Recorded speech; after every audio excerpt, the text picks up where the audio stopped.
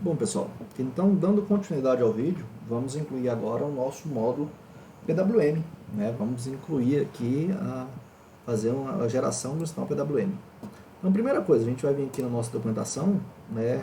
No PWM aqui, a gente vai ver o seguinte, ó, ele tá aqui um PWM, né? Se a gente for olhar aqui, ele usa o módulo PWM e aí tem a discussão aqui dele aqui, se a gente pode ir mais para frente e ver aqui os demais dados dele, né, de como é que ele funciona. Mas vindo aqui então no PWM, né, observando, a gente já vê o que? Tem um registrador CCP-COM, né, aonde o CCP-COM, quando eu coloco aqui embaixo, então, ó, 11xx representa que o meu CPCOM1 está em PWM. Aqui eu tenho dois CCP1 e CCP2. Se eu olhar o CCP1, eu vou encontrar o pino C2. Vou lá em cima.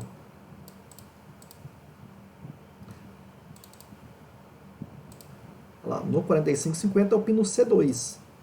E aí, continuando então aqui, né, para mim configurar ele, então, opa, eu venho aqui, tá ótimo, então, coloquei ali o pino C2, como PWM, né, que é o CC1, aí vem a configuração dele aqui, para mim utilizar o PWM eu preciso, né, trabalhar com o timer 2, o timer 2 vai ser o contador PWM, eu tenho dois CCP, porém se os dois estiverem com PWM, eles têm que ter a mesma frequência, não podem ter frequências diferentes, tá? E assim por diante.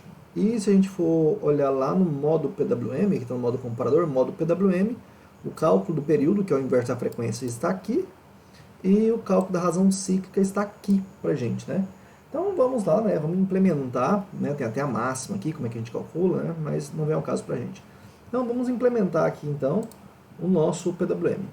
Então, primeira coisa, eu vou incluir aqui esta equação aqui para me calcular o meu período, né? Então o que eu vou fazer? Eu vou vir aqui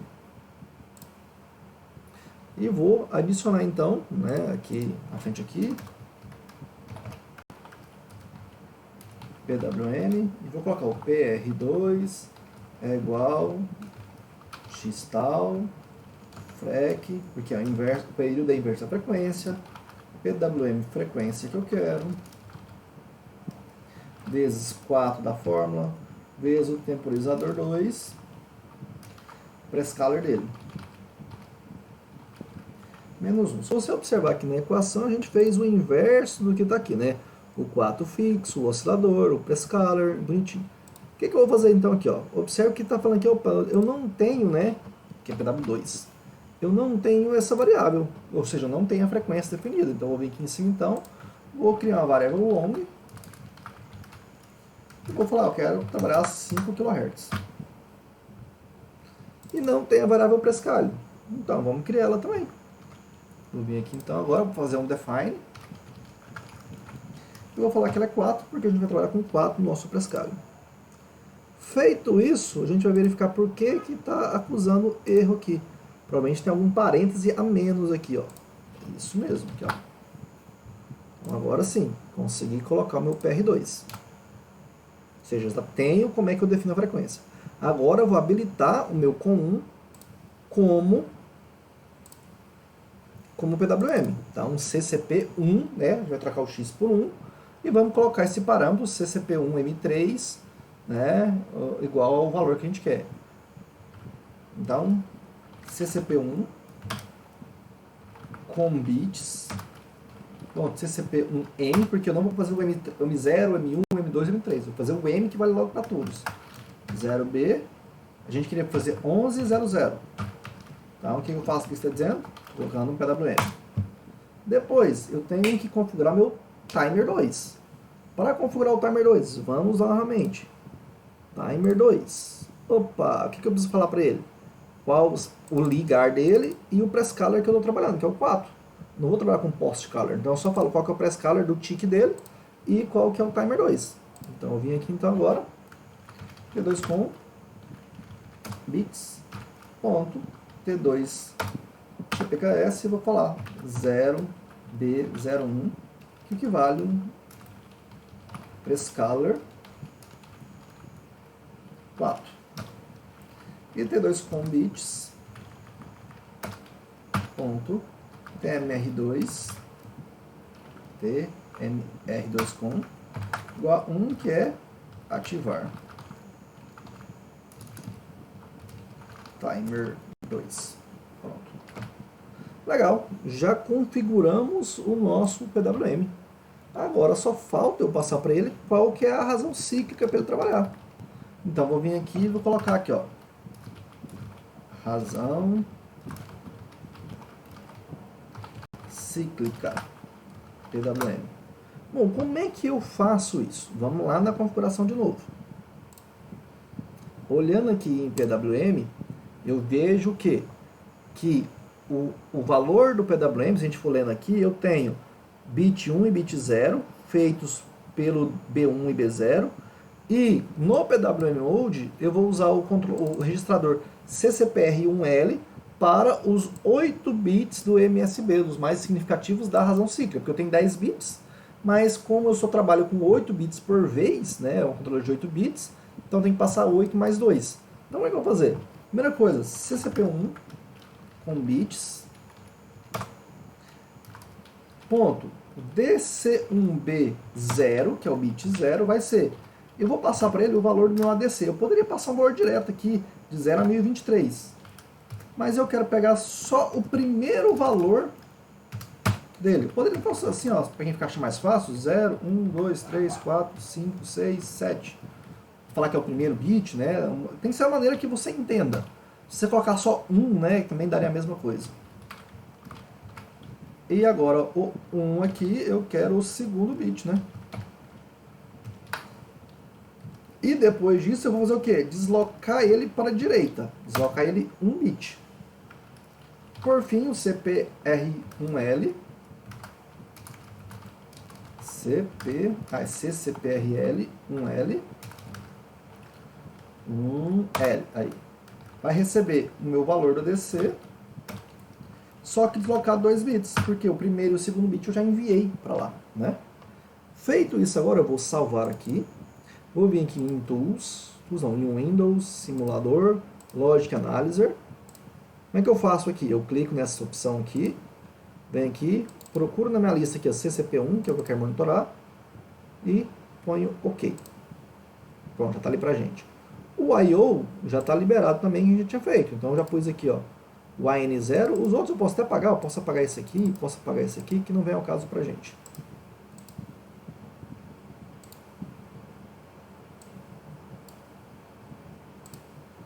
A gente pode fazer a maneira que a gente achar melhor, né? A gente pode até clicar aqui, ó, fixar e trazer ele aqui para baixo também. Fica um do lado do outro, eu minimizo isso aqui, da maneira que você quiser. Tá? O importante é você colocar um breakpoint aqui antes da sua simulação, para que você tenha certeza que ele está atualizando o ADC. Bom, uma outra coisa que a gente tem que fazer é verificar se a gente configurou também a saída do RC2. Aqui a gente não configurou, então tem que pôr aqui o tri-C igual 0B, saída 0, saída 1, saída 2. Então aqui eu fiz o quê? Colocando o pino RC2 como saída. E agora vamos então, né, começar as nossas simulações. Já fiz a configuração, vou mandar compilar aqui para a gente ver se compilou. Compilou com sucesso, vamos ao nosso primeiro teste. Debug. Para ele parar no ADCOM para a gente.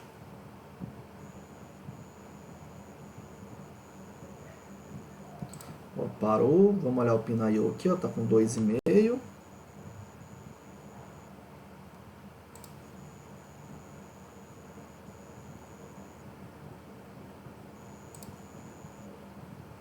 Ó, veja que ele já gerou pra gente, ó, com 2,5 certinho, metade. F5, F5, F5. Vou vir aqui no I/O e vou trocar, ó. Em vez de 2,5, deixa eu chegar lá de novo. Vou colocar 1,3 volts, 1,3 volts. Vou ir para a lógica aqui, vou dar F5, F5, F5. Vamos esperar, vamos ver o que vai virar o nosso lógica lá, análise. Olha lá, processou com 1,5. Vou mudar aqui agora meus pinos. 4.8. Vou até desmarcar aqui que eu não preciso ficar esperando, né? F5.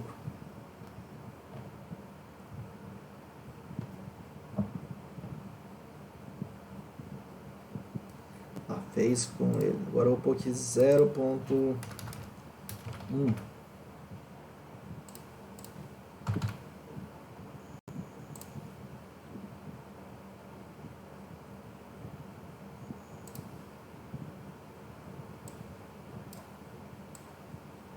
Então, fez também.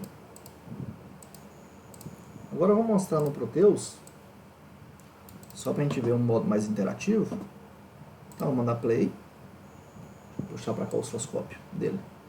Bom, aí eu pus entrada aqui para vincular lá, ó. Lá, parte mais alta. Agora mais baixa.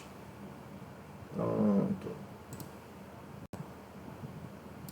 Bom, então deste modo aqui a gente consegue ter certeza, né? Simular, inclusive, o nosso PWM está funcionando. É interessante você observar que aqui, ó, está em 20 MHz, o Prescaler 4. Eu só fui adicionando aqui, coloquei a frequência que a gente ia trabalhar, coloquei o RC2, coloquei as configurações do PWM e depois aqui embaixo adicionei o que? A leitura, né, do nosso sinal. Bom, com isso a gente fecha então, né, a demonstração de como que a gente faz para programar um microcontrolador, né, utilizando a ferramenta XC8, né, no caso o compilador XC8, juntamente com a IDE MPLAB X, visualizando também como é que a gente faz para simular virtualmente ele sem, né, a necessidade de utilização do Proteus ou a utilização de um hardware físico, né, ligado ao seu computador.